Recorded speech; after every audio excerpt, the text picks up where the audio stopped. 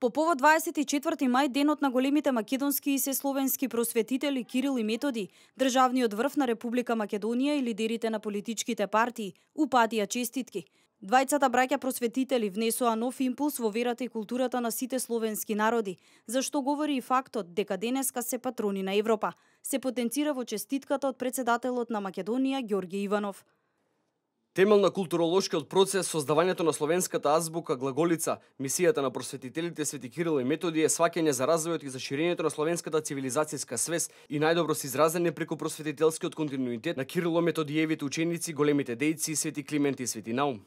Во честитката пак испратена од премиерот на Република Македонија Емил Димитриев се вели дека големината и богатството на еден народ се состои во неговиот капацитет да ги збогати и другите народи.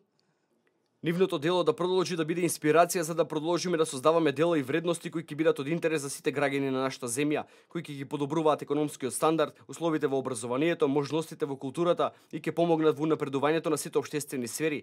Честитки по повод празникот Свети Кирил и Методи испратија и лидерите на политичките партии во Република Македонија.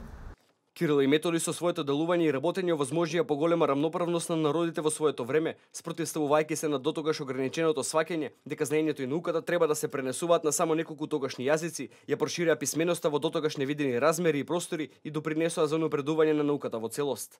Вели председателот на ВМРО ДПМНЕ Никола Груевски.